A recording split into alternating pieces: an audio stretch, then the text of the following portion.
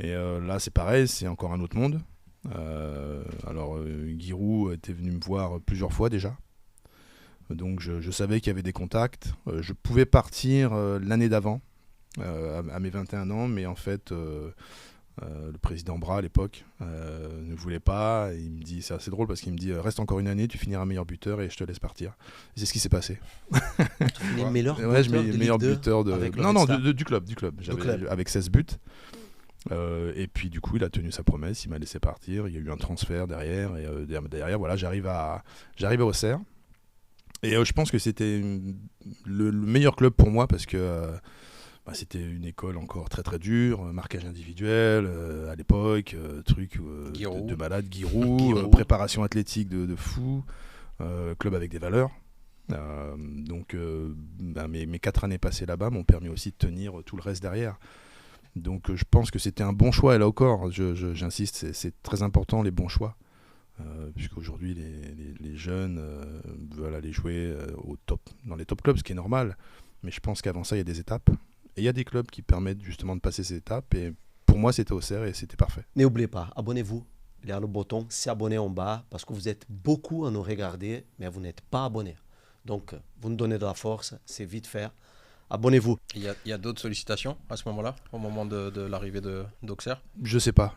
Moi, j'avais pas d'agent en plus. Donc je crois que je prends un agent peut-être quelques mois avant de partir.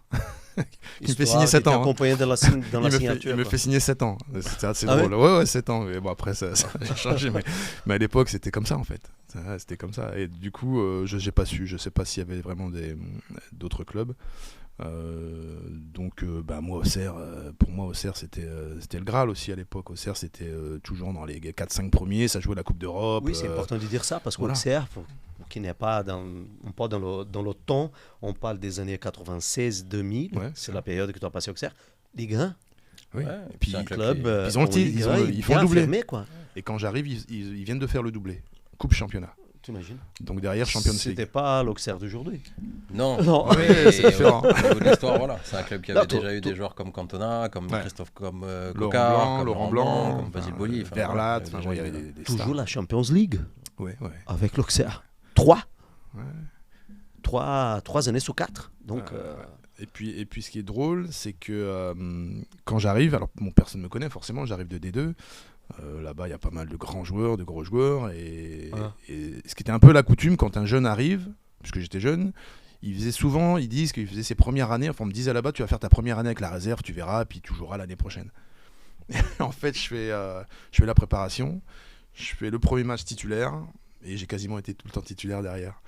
Donc je remercie à tous les gens qui m'ont à l'époque, qui m'ont motivé, mais c'est vrai, c'était un peu la coutume. On disait tu verras, tu vas faire quelques mois, quelques semaines avec la réserve, et puis petit à petit. Mais parce que j'étais pas connu, moi j'arrive de nulle part, j'arrivais du Red Star en D2, et puis les mecs ils viennent de gagner le titre, tu comprends, enfin ils vont faire la Champions League, ils disent pas qu'un petit qui vient de D2 va jouer, et finalement c'est ce qui s'est passé. Et puis ce qui était réel, surtout, à l'époque, c'était quand même, là encore une fois, on est dans un petit peu la comparaison avec la période actuelle. Sur cette période-là, c'était beaucoup plus compliqué pour un jeune joueur, malgré les qualités qu'il avait, d'intégrer l'équipe première de suite. Il y avait souvent un passage, comme il le dit, qui était quasi obligatoire par les équipes de jeunes et l'équipe réserve.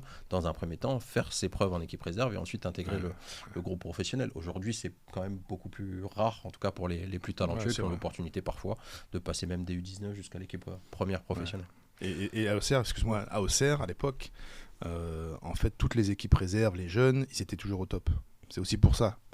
C'est-à-dire que quand tu jouais avec une équipe, la D3, quand tu jouais avec la D3 d'Auxerre à l'époque, ça avait le niveau d'une équipe professionnelle. Oui. Donc c'est pour ça aussi que c'était une sorte de petite coutume. Ils disaient, voilà, tu vas aller faire tes armes avec la réserve et puis tu joueras avec nous quelques mois après. C'est aussi pour ça. Comment tu justifies ça, Steve? Les perfs. Des perfs, ouais. Puis la vérité, c'est que j'avais des amis. Ailier droit. Ailier droit. Ah oui, j'y vais là-bas pour ailier droit. Vraiment manger la ligne, des kilomètres. À l'époque, c'était ça. 4-3 Giroud. 4-3 Giroud, marquage individuel. Il fallait manger la ligne. Mais l'été, avant que j'arrive à Auxerre, en fait, je vais en vacances avec des potes et en fait, on fait une préparation de malade. Je vais aux Antilles parce que moi, je suis originaire de Martinique et on va un peu dans le nord et c'est très vallonné. Et en fait, tous les matins, on se tapait des trucs. Ce qui fait que j'arrive Donc, le en début pleine te forme. justifie à niveau physique. J'arrive en pleine forme, en fait. Mais toi, Et ça m'a fait gagner du excellent temps. piège, j'imagine. Ça parce m'a que- fait gagner du temps. Donc, Giroud, il t'avait déjà accompagné en Ligue 2. Ouais, Il savait déjà tes qualités. 2 ans déjà C'est lui suivait. qui demande ta contratation. Ouais, parce que on avait au Red Star l'habitude de faire des matchs amicaux contre Auxerre et je pense qu'il avait dû me voir lors de ces matchs-là. Et la dernière année, il est venu vers moi, il y a eu quelques mois amicaux, il m'a dit continue, machin. Bon, je sentais que qu'il allait déclencher un truc à la fin de saison, quoi. Toujours pour les jeunes qui ne connaissent pas bien Giroud, si je ne me trompe pas, il a passé 44 ans Ouais. coach du club d'Auxerre. Il a presque 2000 matchs à Auxerre. Ouais, il a fait ce club. Il a fait Il a pris tout en bas, il a fait monter. Qu'est-ce toute qu'il la division. représente pour toi, Steve? Je pense que c'est l'un des personnages essentiels dans ma carrière. Alors, il y a eu, je parlais tout à l'heure, Patrice Lecornu, qui a été très important pour moi au centre de formation. Robert Herbin, forcément, parce qu'il m'a permis de me lancer. Mais Giroud a été à l'origine un peu, je pense, de tout le reste. Puisque j'ai passé 4 ans là-bas. C'est là, avec le Red Star, c'est le club où j'ai joué le plus longtemps. Et en fait, oui, ses méthodes, même la manière d'être protecteur avec les joueurs, d'être avec moi aussi. Il savait que j'arrivais de Paris, j'étais jeune, donc il était assez protecteur en fait. Et ça, j'ai apprécié ça, puis je lui ai rendu sur le terrain. Mais je pense que ces 4 années à Auxerre, pour moi, m'ont permis derrière de déclencher tout le reste, derrière avec Lyon, avec Marseille, etc. Et donc lui, c'est un personnage Oui, très important Oui, dans ta formation aussi. oui, parce que Parce là, que je suis t'es dans la jeune. post-formation, je suis après, Ouais. et donc c'était le club parfait, avec des méthodes, il fallait être dur, marquage individuel, enfin bon, ça ne doit pas parler aux joueurs aujourd'hui, mais ça m'est arrivé en tant qu'ailier droit de passer des fois des matchs dans ma surface, parce qu'on était dominé, et puis parce que j'avais un adversaire qu'il fallait que je suive. Donc ça, aujourd'hui, effectivement, tu peux pas demander ça, tu peux le faire sur des petits jeux, sur du travail physique, mais c'est insensé de faire du marquage individuel aujourd'hui, de demander à un joueur de suivre son adversaire comme Ça nous on faisait à n'existe plus, l'époque. Ça n'existe plus, non. C'est beaucoup plus rare et encore plus Oui. pour un joueur offensif. Ouais. Là, on parle d'un ailier droit qui se retrouve à devoir suivre son latéral s'il monte jusqu'au bout. Donc c'est vrai que c'était des méthodes très particulières. Après, ça fait aussi partie du personnage qu'est Giroud et ça a fait aussi sa carrière, son parcours à Auxerre. Et on parle de quelqu'un qui, à l'échelle du football français, est un monument. C'est quelqu'un qui, au-delà de alors déjà la durée, c'est quelque chose d'exceptionnel. Mais au-delà de la durée, on parle d'un technicien de qualité qui a eu des résultats, qui a formé de nombreux jeunes joueurs qui sont devenus notamment beaucoup pour internationaux français par la suite. C'est quelqu'un qui a une place privilégiée dans le football français. Et je pense que, comme le dit Steve, côtoyer ce type de personne-là par rapport à son début de parcours qui vient de nous conter, avoir 4 ans de travail à côté d'un personnage comme Giroud, effectivement, je pense que c'est forcément un élément essentiel dans la suite de la carrière. Les jeunes, encore une fois, connaîtront pas, mais Giroud, c'est l'équivalent en France de Ferguson à Manchester United, quoi. Ouais, complètement. Ouais. Donc, Il était proche, un peu comme père aussi. Oui, Est-ce oui. que tu touché un peu plus dans sa personnalité? Le coach, Un les peu entraînements, le match, la causerie, le quotidien. Alors, j'ai pas trop de souvenirs des causeries, mais c'est plutôt le quotidien, la manière de protéger les joueurs. Le centre d'entraînement, qui est toujours le même aujourd'hui. Les vestiaires étaient allés à 10 mètres. Il y avait juste une sorte de route à traverser. Il suffisait qu'on soit interpellé par un journaliste ou quelqu'un pour faire une photo. Il venait, oh là là, non, va mettre une veste, reviens, tu vas attraper froid. Il faut 20 secondes pour attraper froid. Enfin voilà, c'était plein de petites attitudes comme ça où les périodes où il faut payer les impôts, il y avait toujours un tableau. N'oubliez pas de payer les impôts, les amendes. Enfin, le mec, tu vois, c'était protecteur. Il gérait tout en fait. Il gérait tout et moi. C'était déjà un manager? Ouais, c'était un manager. Ouais. Ton manager? Ouais, carrément. Est-ce que tu as une anecdote particulière à nous raconter? Parce qu'on sait que Giroud, il y en a beaucoup, notamment, moi j'en ai entendu avec Djibril Cissé, où il y a des histoires assez exceptionnelles, parce que c'est vrai que la légende, encore une fois, pour ceux qui ne connaissent pas, mais la légende Giroud, c'est quelqu'un qui était capable d'envoyer des gens en boîte de nuit pour voir si les joueurs étaient en boîte de nuit, si ces joueurs étaient en boîte de nuit. Donc il doit y avoir quelques anecdotes croustillantes quand même. Alors après, il n'y a pas énormément de boîtes, donc c'était assez facile de nous choper. Non, mais moi, ce que j'aimais bien, c'est que dans les hôtels, par exemple, on se déplaçait avec notre cuisinier, il y avait tout. Il faisait très attention. Il y avait un cahier des charges à respecter très très strict, notamment sur le poivre. Je me rappelle qu'on avait un petit bouillon avant de manger le soir, un petit bouillon de légumes. Et il disait absolument pas de poivre sur le bouillon, pas de poivre dans le bouillon. Et nous, souvent, on s'amusait, il y a du poivre, on rajoutait du poivre, et il se levait, il piquait des colères, en fait, il piquait vraiment des grosses colères. Pourquoi ? Il piquait des colères, il allait voir le chef, il l'engueulait et tout, et ça nous amusait, en fait, ça nous amusait de le faire péter des câbles, parce qu'il était vraiment très très exigeant là-dessus. Vraiment très exigeant, sur tous les détails d'ailleurs. Et le poivre, c'était quoi pour vous ? Non, parce que c'était pas bon pour les muscles, comme la moutarde, les choses comme ça, mais après, bon, c'est lui qui mettait ça en place. Après, j'imagine que, bon... veille de match, tu prends du poivre dans ton bouillon, ça va pas te faire rater ton match. Mais il avait un cahier des charges qu'il fallait respecter, mais strictement. Sinon, il disait, comme je me rappelle, un coup de canif dans la note. Voilà. C'est ça. Le souci du détail. Ah, mais oui, non, mais c'est vrai. Et souvent, on s'amusait à lui faire piquer des colères. Tu as évolué au niveau tactique avec lui, technique ? Technique, oui, parce que quand j'arrive à Auxerre, j'ai un pied gauche normal, mais pas plus que ça. Et en fait, on avait ce qu'on appelle un mur, tout simplement. Et des fois, je passais une demi-heure après les entraînements avec le mur. Passe intérieur, extérieur, contrôle extérieur du pied, contrôle intérieur, tout du gauche.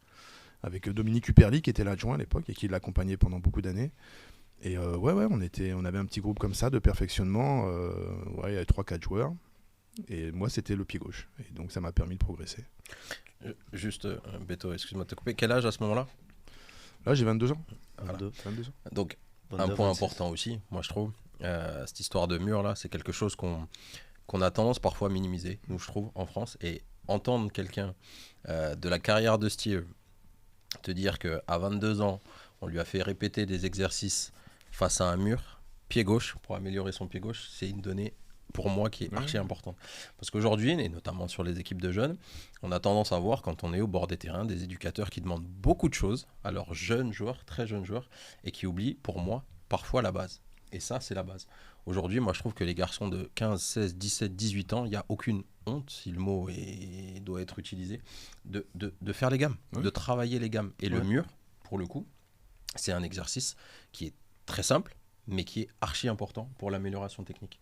Et je trouve ça intéressant que Steve nous raconte cette anecdote-là, parce que, encore une fois, je trouve que dans beaucoup de clubs, c'est un travail qui est parfois bâclé, alors qu'il est archi important pour la suite de la carrière et pour l'évolution notamment des jeunes joueurs.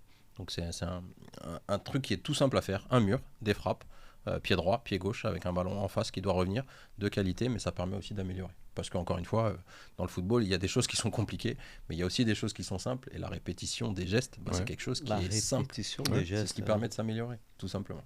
Si on regarde, peu importe, on prend l'équipe de France, les échauffements, ils sont là, en train de s'échanger des passes. Mais comme tu dis, si on demande ça à les jeunes aujourd'hui, ça les fait chier. Ouais, ils trouvent ça rébarbatif. Mais tu vois dans les autres sports, j'imagine, tu vois au tennis par exemple, un Djokovic, tu vas des coups droits, j'imagine qu'il sait le faire, mais il va répéter. Je pense que c'est pour moi la meilleure manière de progresser, c'est ça. Alors après, aujourd'hui, il y a les contraintes d'aujourd'hui qui n'étaient peut-être pas les mêmes que moi j'avais en tout cas au CER à l'époque. Les créneaux horaires par exemple, les séances de jeunes sont de plus en plus courtes. Donc effectivement les éducateurs vont à l'essentiel, c'est souvent sur le jeu, donc c'est pas facile, en tout cas pour les clubs amateurs c'est pas forcément facile là, d'avoir du temps pour faire des gammes parce qu'ils veulent toujours être sur le jeu, ils vont tout de suite aller sur le jeu. Steve, quand tu arrives à Auxerre, c'est pour prendre la place de Christophe Coquard. Ces joueurs, tout de suite après, il quitte le club. Oui, il va à Lyon. Il va à Lyon. Alors c'est drôle parce qu'après quand je vais à Lyon, ton parcours. il va à Lyon et moi Christophe Coquard, effectivement, moi je voyais aussi à la télé, équipe de France. Exactement. C'est un des joueurs que j'admirais parmi beaucoup. Et donc j'arrive je comprends que j'arrive pour être ailier droit. Alors Giroud, il avait souvent cette habitude aussi d'avoir beaucoup de joueurs de différentes générations au même poste. Donc il y avait moi, il y avait un joueur qui s'appelait Arnaud Gonzalez aussi qui était derrière moi, il avait les mêmes aussi à gauche. Il y avait Bernard Diomède à gauche qui était juste le successeur de Vailleroy. Puis il y avait encore d'autres joueurs, il avait à l'époque qui a disparu, Le Paul qui était derrière lui. Pas mal de joueurs comme ça qui avaient exactement les mêmes profils. Ce qui fait qu'il n'était jamais dépourvu en fait. Dès qu'il y avait un blessé ou même un joueur qui était peut-être susceptible d'être vendu, derrière il y avait la relève. Anticipation. Ouais. Donc, et ça de toutes les catégories, c'est ça qui est assez drôle. Enfin, souvent les catégories élites. Et donc moi j'arrive, j'ai le même profil un peu que Coquard, débordement, centre, beaucoup de volume que j'ai développé avec la JA aussi, le travail de volume. Donc ouais, je sais que le challenge il est pas facile. Il est élevé, la barre elle est là. Ouais, d'autant que avec moi il y a aussi un international algérien, c'était Afid Tasfaout. Donc il y a Lamouchi aussi qui est là. Donc il y a du lourd quoi. Il y a du lourd. Et donc Sabri Lamouchi après va se diriger plus vers le milieu de terrain et moi je vais gagner ma place à droite et donc je vais y rester quoi pendant 4 ans. Et après il va évoluer. Après Giroud va évoluer avec l'arrivée des 6C, des capots et on va évoluer sur le système. Il y aura plus offensif. Offensif et moins de marquage individuel. Okay. Parce que les petits commencent à crier un peu. Parce que la nouvelle génération arrive. Ouais, c'est ça. Pendant ces périodes, c'est quoi les joueurs de l'effectif, même si à tourner un peu, qui t'ont impressionné? Qui m'ont impressionné, il y en avait beaucoup en fait. On n'avait pas des stars, enfin si on avait des stars, parce qu'après quelqu'un comme Guy Varche par exemple ou Bernard Diomède ont gagné la Coupe du Monde. Il y avait Lilian Lasland devant, Philippe Violo après au milieu de terrain que j'ai recroisé après à Lyon. Derrière il y avait Alain Ngoma, Rabat Rivoni, Taribo West. Tu étais impressionné comme Red Star? Oui. Lionel Charbonnier dans les buts. Enfin voilà, c'est Lamouchi au milieu de terrain. Enfin il y avait du lourd quand même. Quand tu arrives au vestiaire, ça t'impressionne les premiers jours? Un vestiaire de Ligue 1 avec une équipe qui est toujours au tableau. Mais ce qui m'impressionne, c'est plus le fait d'être dans un club de Ligue 1 plutôt que les joueurs. Si tu veux. C'est l'institution, quoi. Okay. J'étais beaucoup plus intimidé sur mes premières sélections en équipe de France, par exemple, que là. Mais comme je vous dis, j'avais toujours ce programme. Donc pour moi, arriver à Auxerre en première division, c'était pas une fin en soi. Je voulais aller plus loin encore. Voilà, je suis pas plus intimidé que ça. Je sais que je suis dans un très grand club et je me dis il faut que je sois à la hauteur. Toujours la Champions League? Oui. J'ai fait quasiment tous les matchs à part les derniers où je me suis blessé, le fameux quart de finale contre Dortmund. Le fameux. Ouais, le fameux. Pourquoi? Raconte-moi. Parce que Auxerre Dortmund. Quart de finale. Lilian Lasland qui met un magnifique retourné. Je ne sais plus quel défenseur qui met sa tête. Non, il n'y a pas faute. L'arbitre décide qu'il y a faute et en fait, après, comme tout le temps, après on s'aperçoit qu'il n'y a pas du tout faute et derrière, on est éliminé. Et Dortmund d'ailleurs gagne, je crois. Non, c'est pas Dortmund 96. C'est la Juve. C'est la Juve ou l'Ajax, non? L'Ajax c'est l'année d'avant. C'est peut-être qui perd en finale contre la Juve Dortmund, c'est vrai. Voilà. Bon, ils vont en finale, donc on se dit bon. Et vous arrivez en quart de finale. En quart de finale, éliminé sur une faute d'arbitrage, voilà. Bon. Ah mais faut le dire, hein, Auxerre fait une confrontation aller-retour de très haut niveau, où sportivement l'équipe mérite d'éliminer le Borussia Dortmund, qui à l'époque est une grosse équipe européenne. Et voilà, on a un but qui est refusé sur un pied haut, considéré sur un retourné, ce qui n'existe pas théoriquement. Donc, voilà. Tu as déjà dit, voilà, tu avais des ambitions encore plus élevées, d'aller un peu plus loin. Pas impressionné par le vestiaire. Et là, quand tu joues Champions League et que tu te confrontes avec des joueurs d'un statut international, tu restes toujours dans le même, avec les mêmes objectifs. Tu dis, je suis au même niveau que ces mecs-là et donc je peux aller plus loin. Oui. Alors, moi, j'ai toujours dans ma carrière, j'ai jamais admis, allez, je le dis, je me suis jamais dit. Le mec en face, il est plus fort que moi. Jamais. Jamais? Non, jamais. Peut-être des fois avec un peu de mauvaise foi, hein, mais je me suis jamais dit ça. C'est pour ça que j'ai dit au début, quand j'ai étudié ta carrière, je me suis dit, fort mental, quoi. Ouais. Mais étant petit, j'étais comme ça aussi. J'acceptais pas qu'il y ait quelqu'un qui soit plus fort que moi. J'avais toujours une excuse. Mais je faisais après ce qu'il fallait pour être meilleur. Mais ce que je veux dire, ça a toujours été dans ma mentalité. Tu peux admettre qu'une équipe en face est fort, mais un adversaire... Individuellement, en contre. Non, je me suis toujours dit non. Il est pas plus fort que moi. C'est un jeu individuel dans un collectif. Dans un collectif, oui, effectivement. C'est vrai, c'est la somme de beaucoup d'individualités. Et les bons collectifs font que en fait, toutes ces individualités travaillent pour le collectif. C'est ce qui fait la force des équipes. C'est un état d'esprit, hein. C'est un état d'esprit pour avancer. C'est une mentalité à avoir. T'es petit, il le disait, voilà. Cette manière de se dire, je pense que quand on est dans cette mentalité-là, tu lui mettais le meilleur joueur du monde en face de lui. Il sait que le joueur est meilleur que lui parce que c'est le meilleur du monde. Mais quand il commence le match, il faut dire non, il n'est pas meilleur que moi, je vais montrer que je suis meilleur que lui. Je pense que c'est des sources de motivation qui te permettent d'aller chercher toujours plus loin, au fond de toi, tes ressources les plus éloignées pour montrer ce que tu es capable de faire. Et je pense que ça lui a permis d'avancer aussi souvent dans son parcours, malgré les échecs qu'on a pu évoquer tout à l'heure. Tu comptais tes erreurs pendant les matchs? Ouais, j'aimais bien regarder, mais... Alors comme tous les joueurs, j'aimais bien regarder, mais j'ai raté cette passe-là. Les bonnes choses, mais j'étais très soucieux des choses que je faisais mal. Ouais. Je faisais très attention, d'une part parce que je savais qu'avec le coach qu'on avait, ça pouvait me coûter ma place la semaine d'après. Ouais. Et puis j'avais le souci aussi de progresser, mais c'est des choses que j'ai gagné aussi avec mon arrivée à Auxerre, avec ce perfectionnement notamment. Tout à l'heure je parlais de mon pied gauche, mais ça m'a mis dans un état d'esprit en fait, et ça m'a donné aussi moi aussi envie de progresser et de m'améliorer sur mes points faibles. Donc ça m'a donné cette envie-là et ça m'a permis de progresser, puisque derrière ça a été assez vite pour moi. À Auxerre, tu croises beaucoup de joueurs, en particulier Cissé. Oui, Djibril. C'était comment vivre avec lui cette expérience et jouer ensemble? C'était assez drôle. Alors il était jeune, il faisait parmi des jeunes. Il y avait lui, Mexès, Capot qui arrivait. Tu étais celui-là qui faisait le passe D? Oui. Mais bon, il avait beaucoup de concurrence. Sur mes dernières années à Auxerre, effectivement, il a commencé à s'imposer. Mais moi, ce que j'aimais, c'est que déjà à l'époque, il aimait bien les sapes. Ça n'a pas changé.